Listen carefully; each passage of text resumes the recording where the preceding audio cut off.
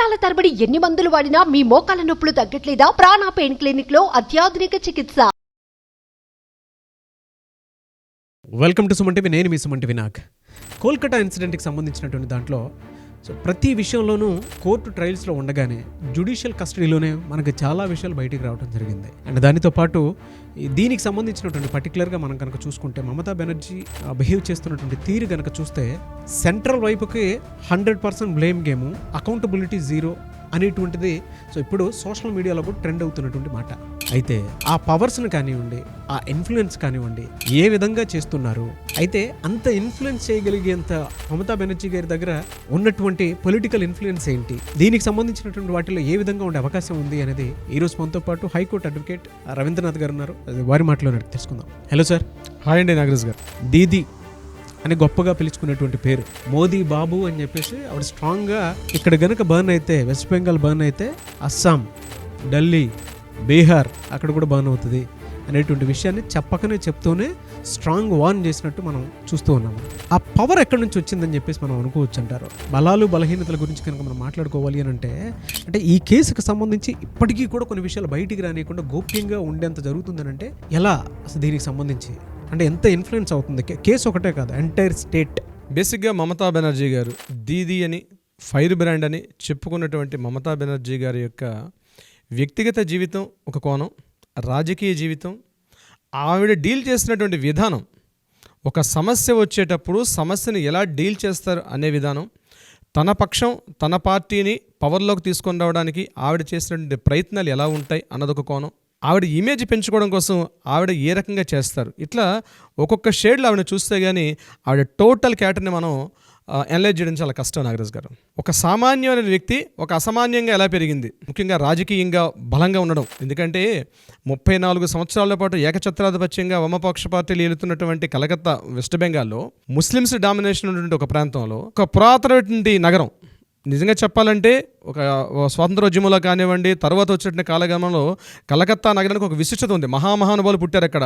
ఒక అరవింద్ ఘోష్ అయితేనేమి, రవీంద్రనాథ్ ఠాగూర్ అయితేనేమి, ఒక వివేకానందుడు అయితేనేమి, చెప్పుకోవడానికి చాలా పెద్ద మంది ఉన్నటువంటి, మొత్తం భారతదేశాన్ని ఇన్ఫ్లుయెన్స్ చేశారు. నాట్ ఓన్లీ భారతదేశం, ప్రపంచాన్ని ఇన్ఫ్లుయెన్స్ చేసిన మహానుభావులు పుట్టాడు. ఈవెన్ దో నేతాజీ సుభాష్ చంద్రబోస్తో సహా అంతమంది వ్యక్తులు పుట్టేటువంటి ఒక కలకత్తా మహానగరం వెస్ట్ బెంగాల్లో ఈవిడ దీదిగా చెప్పుకొని ఈవిడ నేటి సమాజానికి ఆ మహామహుల సరసన ఈవిడ పెట్టొచ్చా, లేకపోతే ఈవిడ డిఫరెంట్గా ఈవిడ ఒక ఫ్రేమ్లో చూడాలన్నది మనం ఇప్పుడు చర్చించుకునే విషయాల్లో మనకు అర్థమవుతుంది నాగరాజ్ గారు. ఇక్కడ మమతా బెనర్జీని మనం చూసే కోణం 2 రకాలుగా చూడాలి. వ్యక్తిగత జీవితం, ఆవిడ రాజకీయ జీవితం. వ్యక్తిగత జీవితం ఆవిడ ఎలా కనిపిస్తారు? ఒక తెల్ల చీర, ఒక నీలం రంగు అంచు కానీ శారీ కట్టుకొని, చేతిలో ఒక సంచి పెట్టుకొని నడుచుకుంటూ వెళ్ళిపోతుంటుంది. తను మొత్తం ఒక సమ్మోహన శక్తిగా ఎంటైర్ కొన్ని వేల మంది ఆవిడ వెనక నడుస్తూ ఉంటారు. మీరు ఎక్కడైనా చూడండి, మమతా బెనర్జీ ఎక్కువగా నడకతో ఉన్నటువంటి ర్యాలీసే కనిపిస్తాయి. ఆవిడకి నడక అంటే చాలా ఇష్టం. డైలీ మార్నింగ్ 6 కిలోమీటర్స్ ఆ ట్రెడ్మిల్ నడుస్తారట ఆవిడ. కొన్ని దశాబ్దాలుగా ఆవిడకు ఉన్నటువంటి అలవాటు నడక అన్నది. ఈవిడ సోమనాథ్ చటర్జీని 1991లో ఈవిడ ఓడించినప్పుడు, అంటే అప్పటికే మార్క్సిస్ట్ పార్టీ బలంగా, అంటే జాదవ్పూర్ అనేటువంటి ఆ యొక్క కాన్స్టిట్యుయెన్సీలో సోమనాథ్ చటర్జీ అని మహామహుడైన, ఈవిడ ఒక చిన్న పిల్ల ఎలుక. ఆ టైంకి అతడు ఒక మేరు శిఖరం, చిన్న పిల్ల ఎలుక. కాంగ్రెస్ పార్టీ తరఫున ఈవిడ అక్కడ స్టార్ట్ చేసింది యాంటీగా. ఎందుకంటే మార్క్సిస్ట్ భావజాలాన్ని అక్కడ కట్ చేసి కాంగ్రెస్ పార్టీని స్థాపించడం ఎవరి వల్ల సాధ్యపడదు. అంటే లెఫ్టిస్ట్ పార్టీ అంత బలంగా ఉంటారు వెస్ట్ బెంగాల్లో. అటువంటి ప్లేసులో ఇంటింటికి తిరిగి, ప్రతి వాళ్ళ ఇంట్లో టీ తాగుతూ, వాళ్ళ ఇంట్లో అంట్లు తోముకుంటూ, వాళ్ళ చిన్నపిల్లల్ని ముద్రాడుకుంటూ, అంటే ఒక కొత్త ట్రెండ్ క్రియేట్ చేసింది. అదే ట్రెండ్ని ఆల్మోస్ట్ జయలలిత గారు పార్టిసిపేట్ చేశారు అక్కడ. ఇక్కడ ఇంతకుముందు మన ఎన్టీఆర్ గారు కూడా అదే టైంలో ఇక్కడ మనకి తెలుగుదేశం పార్టీ ఏర్పాటు చేసినప్పుడు తన చైతన్య రథం మీద ఎలా అయితే ఎన్టీఆర్ ఆ టైంలో జరిగిన సంఘటనలు అందరూ ఇంచుమించుగా ఇటువంటి భావజాలానికి ప్రేరేపితమయ్యారు. అలాంటి ఒక చిన్న మమతా బెనర్జీ గారు సోమనాథ్ చటర్జీ అనేటువంటి ఒక మహానుభావుని ఎప్పుడైతే ఓడించారో జాతీయ స్థాయిలో పతాక శీర్షికలకు ఎక్కారు మమతా బెనర్జీ అనే పేరు. ఇది రాజకీయ పరంగా. వ్యక్తిగత జీవితం చూస్తే ఆవిడ ఇస్లామిక్ రాడికల్ ఇస్లామ్స్ మీద ఆవిడ ఎంఏ థీసిస్ సబ్మిట్ చేశారు తన కోర్సుని ఎంఏలో. ఇక్కడ ఆవిడ భావజాలం, ఆవిడ హిందూనా ముస్లిం అన్నది ఇప్పటికీ కూడా ఒక కాంట్రవర్షియలే. తనను చూసినట్లయితే నుదుట ఒక బొట్టు ఉండడం కానీ ఒక హిందూ స్త్రీగా కనిపించరు. కానీ తను చేసే పనులన్నీ కూడా ఎలా ఉంటాయంటే ముస్లింకు సపోర్ట్గానే ఉంటాయి ఆవిడ చేసే పనులన్నీ కూడా. దానికి సంబంధించి మనం రెండో ఎపిసోడ్లో డీటెయిల్గా చెప్దాం. ఆవిడ యొక్క వ్యక్తిగత కోణాలను మనం దర్శించుకుంటూ వెళ్తాయి. ఇంకొక కాంట్రవర్షియల్ పాయింట్ ఏంటంటే ఆవిడ ఎలక్షన్ అఫిడవిట్కి సంబంధించినటువంటి దీంట్లో ఆవిడ అన్మ్యారీడ్ అని చెప్పి ఉంటుంది. ఇది చాలా ఇంపార్టెంట్, అది చెప్పడానికి కూడా మనం సాహసిస్తున్నాం. ఈవిడ అన్మ్యారీడ్ అని చెప్పి ఆవిడ అఫీషియల్ ఎఫిడవిట్లో ఉంటుంది ఎలక్షన్ కమిషన్కి ఇచ్చినటువంటి దీంట్లో. కానీ ఈవిడ అన్మ్యారీడ్ కాదు, ఈవిడ మ్యారీడ్. ఇంకొక కాంట్రవర్సీ ఏంటంటే ఇప్పుడు ఎవరైతే మనం చెప్పుకున్నటువంటి అభిషేక్ ముఖర్జీ ఎవరు ఉన్నారో ఇతని నెఫ్యూ కాదు, ఇతని కొడుకు అని చెప్పి కూడా వెస్ట్ బెంగాల్లో చాలా చోట్ల వినిపిస్తూ ఉంటుంది ఈ పేరు. ఇతను సొంత కొడుకే, ఇతను మేనలుడు కాదు అని చెప్పే కారణాలు కూడా చాలా చోట్ల ఉన్నాయి. అవునా? ఇక్కడ మమతా బెనర్జీ గారి యొక్క వ్యక్తిగత జీవితాన్ని నేను చెప్తున్నాను నాగరాజ్ గారు. ఇది ఎక్కడ కాంట్రవర్సీలు చేసే ఉద్దేశం కాదు. దీని మీద దీపక్ ఘోష్ అన్నటువంటి ఒక వ్యక్తి 3 పుస్తకాలు కూడా రాశారు. ఆ పుస్తకాల్లో ఇతని హస్బెండ్ పేరు రంజిత్ ఘోష్ అని, అలీపూర్ పోలీస్ స్టేషన్లో అతను ఒక ఆఫీసర్గా పనిచేశాడని, కానీ తన వ్యక్తిగత జీవితం పారదర్శకంగా ఉండాలని ఈ యొక్క విషయాన్ని తను చాలా హైడ్ చేసుకుంటూ తను ముందుకు వెళ్ళారనే విషయాన్ని దీపక్ ఘోష్ అనే వ్యక్తి 3 పుస్తకాలు రాశారు. 2 పుస్తకాలు బెంగాలీలో రాశారు. I know very close to the her అని చెప్పి ఒక పుస్తకం ఇంగ్లీష్లో రాశారు. ఆ పుస్తకాల విషయాన్ని నేను ఇక్కడ మీకు చర్చిస్తున్నాను. ఆ పుస్తకాలు టోటల్ బెంగాల్ వ్యాప్తంగా పూర్తిగా బ్యాన్ చేయబడ్డాయి ఆ పుస్తకాలు. కానీ ఇప్పటికీ పీడిఎఫ్లో దొరుకుతాయి, యూట్యూబ్లో ఉంటే చెక్ చేసుకోవచ్చు. అవునండి, పీడిఎఫ్లో ఇప్పటికి కూడా మనకు దొరుకుతున్నాయి. అయితే ఈ రంజిత్ ఘోష్ అనే వ్యక్తి అలీపూర్ పోలీస్ కోర్టులో ఇతను ఒక ఆఫీసర్గా పనిచేసేవాడు. వీళ్ళకి సంబంధించిన కొడుకే అభిషేక్ ముఖర్జీ అని ఒక విషయం అయితే ఉంది. చాలామంది బెంగాలీస్ ఇప్పటికి కూడా నమ్ముతారు ఈ విషయాన్ని, దాన్ని పెద్దగా తీసుకెళ్లరు. అది ఈ విషయాన్ని బయటికి వెళ్లకుండా ఉండడంలో కూడా మమతా బెనర్జీ చాలా చాణక్య నీతి ఉపయోగించింది అంటారు. ముఖ్యంగా అక్కడ ఉన్న ఎలక్ట్రానిక్ ప్రింటింగ్ టోటల్ మీడియా తన గ్రిప్లో ఉంటుంది. ఈవిడికి ఐటీ విభాగంలో ప్రత్యేకంగా ఒక శాఖ ఉంటుంది, ఒక విభాగం. అంటే ఈవిడికి సపోర్ట్గా మాట్లాడే ఒక వింగ్ పనిచేస్తుంటుంది. ఈవిడికి ఎవరైనా యాంటీగా మాట్లాడారు అంటే ఇమ్మీడియట్గా వాళ్ళని ఆ పోస్ట్ నుంచి తీసేయడం కానీ, వాళ్ళని సస్పెండ్ చేయడం కానీ ఏదో జరిగిపోద్ది బెంగాలీలో. అవునా? ఇలాంటి దుర్ఘటనలు చాలా జరిగాయి మమతా బెనర్జీ గారు.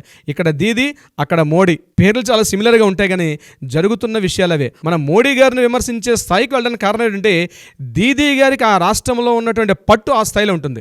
ఒక దశలో జయప్రకాష్ నారాయణ గారు ర్యాలీ తీస్తున్నప్పుడు, ఆ ర్యాలీ అరౌండ్ నేను చెప్పేది 1971-72లో జరిగిన సంఘటన. అప్పట్లో భయంకరంగా ఆ టైంలో జరుగుతుంది ఈ నిరసనలు పెళ్లిబుకుతున్న సమయంలో ఆయన కారు బానెట్ ఎక్కి డ్యాన్స్ ఆడారు దుర్గాదేవిలాగా. ఇప్పటికి కూడా ఆ వీడియోలు వైరల్ అవుతుంటాయి మనకి యూట్యూబ్లో చూసినట్లయితే, అప్పుడున్న ఫోటో క్లిప్పింగ్స్ కూడా. అంటే చాలా డేరింగ్ అండ్ డాషింగ్ ఉమెన్ చిన్నప్పటి నుంచి కూడా ఆవిడ చేసే పనులు కూడా అలాగే ఉంటాయి. ఈవిడ పివి నరసింహరావు హయాంలో ఒకసారి, మన్మోహన్ సింగ్ గారు ప్రధానమంత్రిగా పనిచేస్తున్న సమయంలో 2 సార్లు ఈవిడ రైల్వే శాఖ మంత్రిగా పనిచేస్తారు సెంట్రల్ గవర్నమెంట్లో. ముఖ్యంగా ఇందిరాగాంధీ 1984లో ఈవిడ ఎప్పుడైతే సోమనాథ్ చటర్జీని ఓడించి, ఎప్పుడైతే ఒక చిన్న స్థాయి ఒక వ్యక్తి కాంగ్రెస్ పార్టీలో ఒక మామూలు సాధారణ వ్యక్తి, సాధారణ స్త్రీ, ఈవిడ ఎప్పుడైతే సోమనాథ్ చటర్జీని ఓడించారో ఇందిరాగాంధీ గారు కూడా ఈవిని పిలిపించి ఈవిడ గురించి డిస్కషన్ చేయడం జరిగింది. అయితే 84 అక్టోబర్లో ఇందిరాగాంధీ గారు మరణించారు. దాని తర్వాత జరిగిన పరిణామాలు రాజీవ్ గాంధీ గారి సమయంలో కానీ, తర్వాత జరిగినటువంటి పివి నరసింహరావు గారు మన్మోహన్ సింగ్ టైంలో కూడా రైల్వే శాఖ మంత్రిగా పనిచేశారు. రైల్వే శాఖ మంత్రిగా వెస్ట్ బెంగాల్కి అత్యున్నత రైల్వే సేవలు విస్తరించడంలో చాలా తోడ్పడుతుంటారు.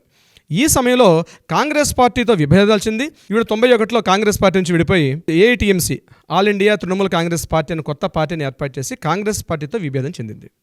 కాంగ్రెస్ పార్టీతో విభేదం చెందడానికి కూడా ప్రధాన కారణం ఏంటంటే రాష్ట్రానికి కావాల్సిన వనరులు, నిధులు సరిగ్గా అందట్లేదనే ఉద్దేశంతో ఈవిడ పార్టీ పెట్టారని ప్రజల్లోకి చెప్పినప్పుడు కూడా ఈవిడ ఇన్ఫ్లుయెన్స్ ఏంటంటే ప్రజల్లో ఆ ముఖ్యంగా ఈ అప్పటికే ఉన్నటువంటి వెస్ట్ బెంగాల్లో ఉన్నటువంటి కొంతమంది రౌడీ ముఖలు కానీ, వెస్ట్ బెంగాల్ కొన్ని గ్యాంగ్స్ విషయంలో కానీ, ముఖ్యంగా బంగ్లాదేశ్ తోటి సత్సంబంధాల్లో ఈవిడికి అనుకూలంగా కాంగ్రెస్ పార్టీ సపోర్ట్ చేయలేదనే ఉద్దేశంతో ఈవిడ తృణమూల్ కాంగ్రెస్ పార్టీ పెట్టిందని కొంతమంది యొక్క విమర్శలు కూడా ఉన్నాయి ఈవిడ మీద. తృణమూల్ కాంగ్రెస్ పార్టీ పెట్టిన తర్వాత మొత్తం అక్కడ ఉన్నటువంటి వామపక్ష పార్టీలో కొంతమంది, కాంగ్రెస్లో కొంతమంది, ఈవిడికి అనుయాయులుగా ఉన్న వాళ్ళు కొంతమందిని తీసుకొచ్చి ఈవిడ పార్టీని స్థాపించారు. కానీ 2 సార్లు ఈవిడ ముఖ్యమంత్రిగా అయిన తర్వాత కూడా ఈవిడ ప్రతిపక్షంలో ఉన్నా, పవర్లో ఉన్నా ఎక్కడ కూడా తన యొక్క ఇమేజ్ తగ్గకుండా ప్రజల్లో ఎప్పుడు కంటిన్యూ ఉంటారు ఈవిడ.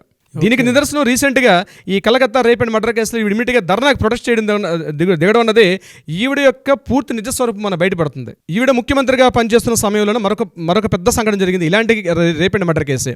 అది శ్వేతా జోర్డాన్ అని చెప్పి 2012లో జరిగింది. ఆ సంఘటన ఒక నైట్ క్లబ్లో జరిగింది.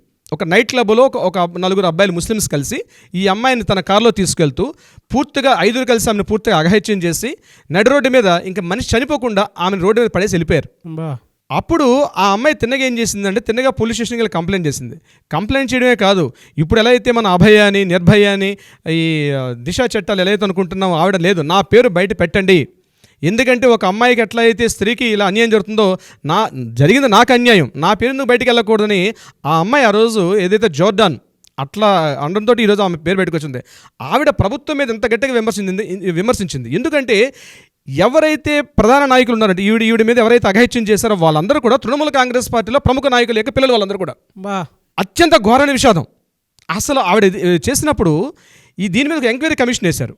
ఆ ఎంక్వైరీ కమిషన్కి ఐపీఎస్ ఆఫీసర్ ఎవరంటే దమయంతి చటర్జీ, ఐపీఎస్ ఆఫీసర్ ఆవిడ ఈ యొక్క బాధితుల తరపున పోరాడితే మమతా బెనర్జీ రోడ్ల మీదకి ఎక్కి తృణమూల కాంగ్రెస్ పార్టీ తన అనుయాయులకు పూర్తిగా సపోర్ట్ చేసే ఉద్దేశంతో అసలు అమ్మాయి చేసింది తప్పు, చూడండి ఎంత దారుణం, ఒక అమ్మాయి నా మీద రేపు జరిగింది, అఘాయిత్యం జరిగిందని ఎవిడెన్స్లు ప్రూఫ్లు చూపిస్తూ కూడా ముఖ్యమంత్రి స్థాయిలో అంటే బాగా ఆ టైంలో 2012లో ఒక పెద్ద ఇష్యూ వెస్ట్ బెంగాల్లో, అప్పుడంత మీడియా లేదు కాబట్టి న్యూస్ బాగా రాలేదు, కానీ చాలా పెద్ద ఇష్యూ అయింది వెస్ట్ బెంగాల్లో. కంటిన్యూగా ఒక 1 month పాటు ఇదే న్యూస్. ఆ టైంలో జోర్డాన్ చేసిందే తప్పు, ఆవిడ కావాలని ఇట్లా చేసిందని చెప్పి తన పార్టీ మొత్తం నాయకులు వెనకేసుకొచ్చింది ఆ రోజు మమతా బెనర్జీ గారు. అయితే అదృష్టవశాత్ ఆ రోజు ఉన్నటువంటి దమయంతి చటర్జీ ఏదైతే ఆవిడ ఉన్నారో ఐపీఎస్ ఆఫీసరు, ఆవిడ నిజంగా సీఎం మీద యాంటీ అయ్యి ఇష్యూని భయంకరంగా తీసుకొచ్చారు బయటికి.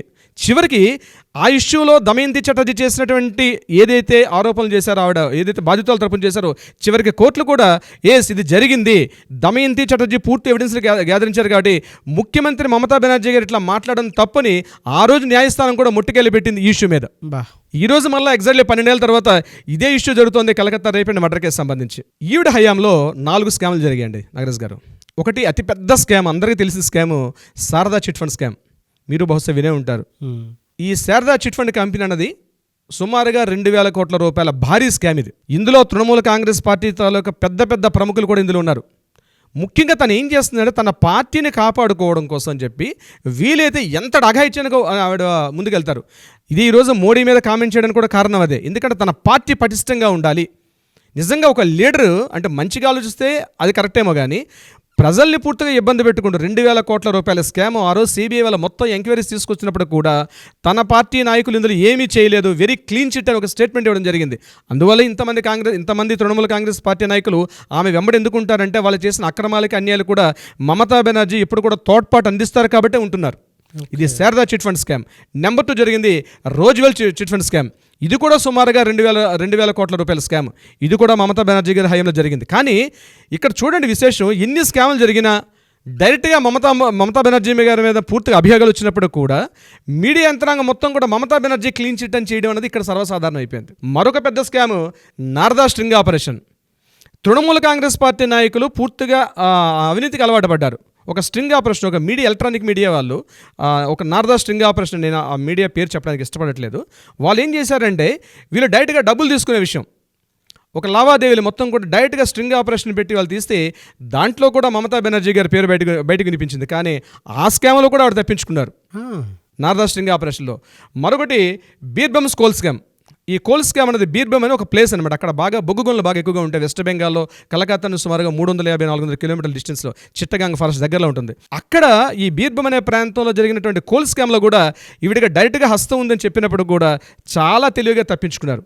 ఇట్లా చెప్పుకుంటూ పోతే మమతా బెనర్జీ గారి మీద ఉండే అభియోగాలు, అవినీతి ఆరోపణలు లెక్కకి మిక్కిలు ఉంటాయి. కానీ ఈ రోజుకి ఆవిడ ప్రజల యొక్క మనల్ని పొందింది. అంటే రెండోసారి మొన్న రీసెంట్గా తను ఎప్పుడైతే తన పార్టీ అధికారంలోకి వచ్చింది కాబట్టి. కానీ ప్రజల్లో ఎలా ఉందంటే మమతా బెనర్జీ గారు వామపక్ష భావాలతో, మార్క్సిస్ట్ భావజాలతో ఇరుక్కుపోయినటువంటి వెస్ట్ బెంగాల్ యొక్క పూర్తి దాన్ని తను ఏదో బాగు చేస్తారనుకున్నారు మమతా బెనర్జీ వచ్చి. కానీ కొన్ని సంక్షేమ పథకాలు కూడా చేశారు. ముఖ్యంగా గవర్నమెంట్ స్కూల్లో సైకిల్స్ ఇవ్వడం అయితేనేమి, గవర్నమెంట్ స్కూల్లో ప్రతి విద్యార్థి కూడా సైకిల్ ఇచ్చారు ఆవిడ. ఓకే, ఆవిడ అదొకటి ఫస్ట్ చేసిన పని. ఇలా కాకుండా చాలా పెన్షన్ స్కీమ్స్ అయితేనేమి, చాలా ముఖ్యంగా సంక్షేమ కార్యక్రమాల్లో చాలా దాన్ని మన జగన్మోహన్ రెడ్డి గారు కొన్ని అడాప్ట్ చేసుకున్నారు. అవి మనం ఇంకోసారి డిస్కషన్ చేద్దాం. అవే స్కీమ్స్ని జగన్మోహన్ రెడ్డి గారు కొన్ని అడాప్ట్ చేసుకున్నారు. అక్కడ చెన్నైలో ఉన్న జయలలిత గారు కొన్ని అడాప్ట్ చేసుకున్నారు. దీనికి సంబంధించి ఏదైతేనే కొన్ని సంక్షేమ పథకాలు చేసుకున్నప్పుడు కూడా అవినీతి ఆరోపణలో మమతా బెనర్జీ పెట్టింది పేరు, కానీ ఎక్కడ కూడా తన పేరు రాకుండా అద్భుతంగా మేనేజ్ చేసుకుంటారు. ఇదిలా ఉండగా 1000 రాబందులు తిన్న ఆ రాబందు కూడా ఏదో ఒక గాలివానికి పోయినట్టుగా ఈరోజు ఏదే జరుగుతుందో Calcutta rape and murder case సంబంధించి ఆవిడ మొత్తం సెంట్రల్ ఇరుక్కుపోయారని చెప్పడంలో ఎటువంటి డౌట్ లేదండి. తన పార్టీ వాళ్ళు ఆవిడ వ్యతిరేకిస్తున్నారు, ప్రజలు వ్యతిరేకిస్తున్నారు. ఇక్కడ ఇంకో విశేషం చెప్పాలంటే నాగరాజు గారు, ప్రజలు మమతా బెనర్జీని వ్యతిరేకించట్లా, దీని మీద న్యాయం జరగాలని కోరుకుంటున్నారు. ఇక్కడ జాగ్రత్తగా పాయింట్ అబ్జర్వ్ చేయండి. ప్రజలు మమతా బెనర్జీ రాజీనామా చేయాలని ఫస్ట్లో అడిగారు. ఇప్పుడు జరుగుతున్న రీసెంట్గా గడిచిన వారం 10 నుంచి న్యూస్ చూడండి, మమతా బెనర్జీ గురించి మాట్లాడట్లా, అభయాన్ని న్యాయం చేయమని కోరుతున్నారు. కానీ ఇండైరెక్ట్గా సందీప్ ఘోష్కి ఆవిడకున్నటువంటి ఫోన్ ట్యాపింగ్స్ అయితే, మన ఫోన్ డిస్కషన్స్ అయితేనేమి, వాట్సాప్ డిస్కషన్స్ అయితేనేమి, ఇవేవి కూడా బయటికి రాకుండా మీడియా చాలా అద్భుతంగా కవర్ చేసుకుంటూ వెళ్తుంది. అందులో నో డౌట్ సిబిఐ వాళ్ళ ఇన్వెస్టిగేషన్లో బయటకు వస్తే కానీ, ఈ డీటెయిల్స్ సెంట్రల్ గవర్నమెంట్ ఇన్వాల్వ్ అయితే కానీ ఇవి బయటకు రావండి నాగరాజు గారు. మమతా బెనర్జీ అనేటువంటి ఒక పెద్ద వ్యవస్థ వెస్ట్ బెంగాల్ అనేటువంటి ఒక కోటలో ఒక మహారాణి, ఈవిడికి ఒక పేరు కూడా ఉంది, queen of electronic media, queen of print media అంటారట ఈవిడిని. ఆ రకమైన పేరుతో పిలుస్తారు వెస్ట్ బెంగాల్లో. ఏ పేపర్, స్థానిక పేపర్ నుంచి లోకల్ టోటల్ యంత్రాంగం అంతా కూడా ప్రతి లోకల్ ఎంఆర్ఓ ఎండిఓ స్థాయిల దగ్గర నుంచి లోకల్ విఆర్ఓ స్థాయి నుంచి ప్రతి ఒక్కరు కూడా ఈవిడ అదుపాజ్ఞంలోనే పనిచేస్తారు. ఎవడైనా యాంటీగా పనిచేస్తే ఆ మనిషి అక్కడి నుంచి కనిపించడం, అజ్ఞాతంలోకి వెళ్ళిపోతాడు వాడు. ఏం జరుగుతుందని తెలియదు. అంటే ఇది ఒక నియంతృత్వ పోకడన్నట్టుంది. కొంతమంది వెస్ట్ బెంగాల్ మిత్రులు కూడా మాట్లాడుతున్నారు, వెస్ట్ బెంగాల్ మీడియాతో కూడా మాట్లాడుతున్నాం. వాళ్ళు చెప్పేది అదే, ఇక్కడ వెస్ట్ బెంగాల్లో మాత్రం మమతా బెనర్జీ కాకుండా వేరే వాళ్ళు రావడానికి అవకాశం లేదు. మోడీ బాబు గారు ఎన్నో ట్రై చేస్తున్నారు పాపం. మోడీ గారు, నరేంద్ర మోడీ గారు ఇక్కడ బీజేపీ ఎంత ప్రాతినిధ్యం వచ్చినప్పుడు కూడా రాబోయే రోజుల్లో ఏం జరుగుతుంది అందే కాలం నిర్ణయిస్తుంది నాగరాజు గారు. ఎండ్ ఆఫ్ ద డే దీనికి సంబంధించినది అయితే ప్రస్తుతానికి ఆవిడ అష్టదిగ్బంధనంలో ఉన్నారు. ఆవిడైతే పూర్తిగా ఉన్నారు. జరగబోయేది మన పరిస్థితులు రేపు సుప్రీంకోర్టు సెప్టెంబర్ 5th ట్రయల్స్ అంటున్నారు. ఇది ఎక్కడ దారిస్తుంది చూడాలి, మనం వెయిట్ చేయాలి. 2 days ఉంది. 2 days ఉంది. ఎనీవేస్ థ్యాంక్ యూ అన్న. No doubt you have a great knowledge and great research and great informative, అంటే ఆ కలెక్షన్ ఉంది చూసారా, no doubt hats off. Thank you so much Nagaraj గారు. Thank you so much.